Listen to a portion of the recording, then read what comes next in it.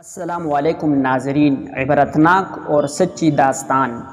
ایک جج صاحب اپنی بیوی کو طلاق کیوں دے رہے ہیں؟ رونگٹے کھڑے کر دینے والا سچا واقعہ۔ ایک رات ایسا واقعہ ہوا جس نے زندگی کی کئی پہلوؤں کو چھو لیا۔ قریب شام کے 7 بجے ہوں گے، موبائل کی گھنٹی بجی، اٹھایا تو ادھر سے رونے کی آواز۔ میں نے چپ کرایا اور پوچھا کہ بھابی جی آخر ہوا کیا؟ ادھر سے آواز آئی، آپ کہاں ہیں اور کتنی دیر میں آ سکتے ہیں؟ میں نے کہا آپ پریشانی بتائیں اور بھائی صاحب کہاں ہے اور ماں کدھر ہے؟ آخر ہوا کیا ہے؟ لیکن ادھر سے صرف ایک ہی رٹ کہ آپ فوراً آ جائیں۔ میں نے اسے مطمئن کرتے ہوئے کہا کہ 1 گھنٹہ لگے گا پہنچنے میں۔ جیسے تیسے گھبراہٹ میں پہنچا، دیکھا کہ بھائی صاحب سامنے بیٹھے ہوئے ہیں۔ بھابی جی رونا چیخنا کر رہی ہے، 12 سال کا بیٹا بھی پریشان ہے اور 9 سال کی بیٹی بھی کچھ کہہ نہیں پا رہی۔ میں نے بھائی صاحب سے پوچھا کہ آخر کیا بات ہے؟ بھائی صاحب کچھ جواب نہیں دے رہے تھے۔ پھر بھابی جی نے کہا، یہ دیکھیے، طلاق کے کاغذات کورٹ سے تیار کرا کر لائے ہیں، مجھے طلاق دینا چاہتے ہیں۔ میں نے پوچھا یہ کیسے ہو سکتا ہے؟ اتنی اچھی فیملی ہے، 2 بچے ہیں، سب کچھ سیٹلڈ ہے۔ پہلی نظر میں مجھے لگا کہ یہ مذاق ہے، لیکن میں نے بچوں سے پوچھا دادی کدھر ہے؟ تو بچوں نے بتایا پاپا انہیں 3 دن پہلے نوئیڈا کے اولڈ ایج ہوم میں شفٹ کر آئے ہیں۔ میں نے نوکر سے کہا مجھے اور بھائی صاحب کو چائے پلاؤ۔ کچھ دیر میں چائے آئی۔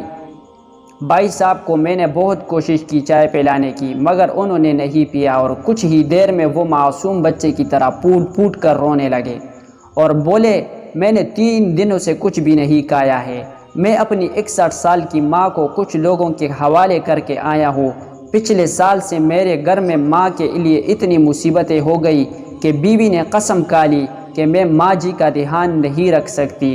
نہ تو یہ ان سے بات کرتی تھی اور نہ میرے بچے ان سے بات کرتے تھے۔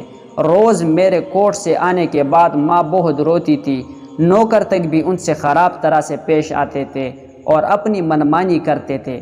ماں نے 10 دن پہلے بول دیا تو مجھے اولڈ ایج ہوم میں ڈال دے۔ میں نے بہت کوشش کی پوری فیملی کو سمجھانے کی، لیکن کسی نے ماں سے سیدھے منہ بات تک نہیں کی۔ جب میں 2 سال کا تھا تب ابو انتقال کر گئے تھے۔ ماں نے دوسروں کے گھروں میں کام کر کے مجھے پڑھایا، اس قابل بنایا کہ میں آج ایک جج ہوں۔ لوگ بتاتے ہیں کہ ماں دوسروں کے گھر کام کرتے وقت کبھی بھی مجھے اکیلا نہیں چھوڑتی تھی۔ اس ماں کو میں آج اولڈ ایج ہوم میں چھوڑ آیا ہوں۔ میں اپنی ماں کی ایک ایک دکھ کو یاد کر کے تڑپ رہا ہوں جو انہوں نے صرف میرے لیے اٹھائے تھے۔ مجھے آج بھی یاد ہے جب میں میٹرک کا امتحان دینے والا تھا، ماں میرے ساتھ رات رات بھر بیٹھی رہتی تھی۔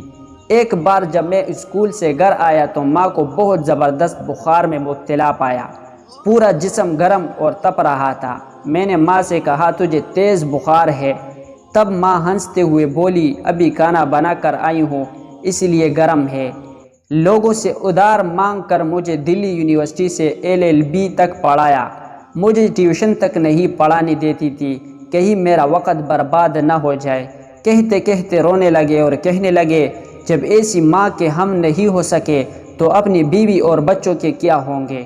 ہم جن کے جسم کے ٹکڑے ہیں آج ہم ان کو ایسے لوگوں کے حوالے کر آئے جو ان کی عادت، ان کی بیماری، ان کے بارے میں کچھ بھی نہیں جانتے۔ جب میں ایسی ماں کے لیے کچھ بھی نہیں کر سکتا تو میں کسی اور کے لیے بھلا کیا کر سکتا ہوں؟ آزادی اگر اتنی پیاری ہے اور ماں اتنی بوجھ ہے تو میں پوری آزادی دینا چاہتا ہوں۔ جب میں بغیر باپ کے پل گیا تو یہ بچے بھی پل جائیں گے، اسی لیے میں طلاق دینا چاہتا ہوں۔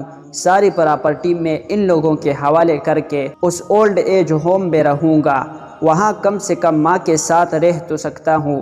اور اگر اتنا سب کچھ کرنے کے باوجود ماں آشرم میں رہنے کے لیے مجبور ہے تو ایک دن مجھے بھی آخر جانا ہی پڑے گا۔ ماں کے ساتھ رہتے رہتے عادت بھی ہو جائے گی، ماں کی طرح تکلیف تو نہیں ہوگی۔ جتنا بولتے اس سے بھی زیادہ رو رہے تھے۔ اسی درمیان رات کے 12:30 ہو گئے۔ میں نے بھابی جی کے چہرے کو دیکھا، ان کے چہرے پچھتاوے کی جذبات سے بھرے ہوئے تھے۔ میں نے ڈرائیور سے کہا ابھی ہم لوگ نوئیڈا چلیں گے۔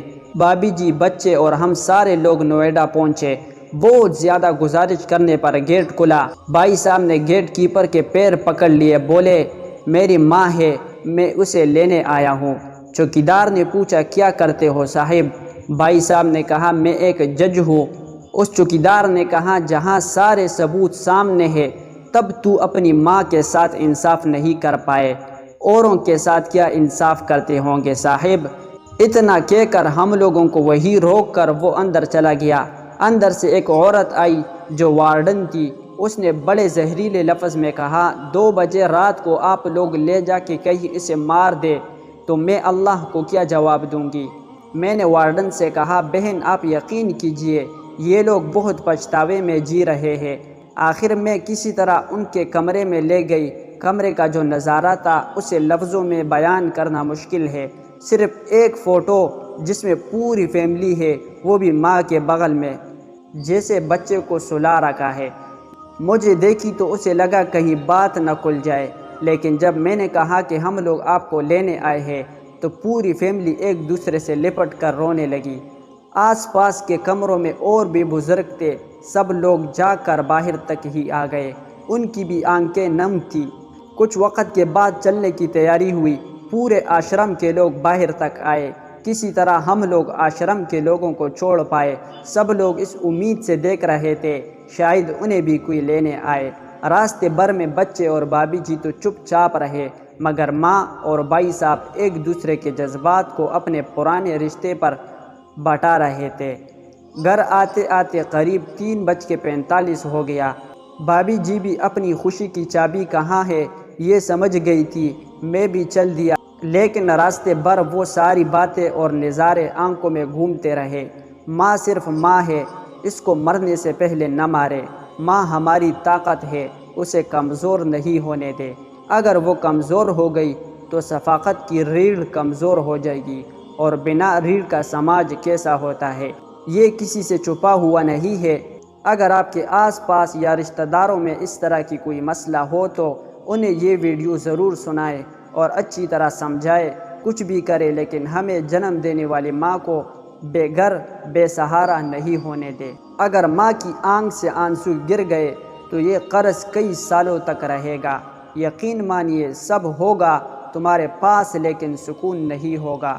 سکون صرف ماں کے آنچل میں ہوتا ہے۔ اس آنچل کو بکھرنے مت دینا۔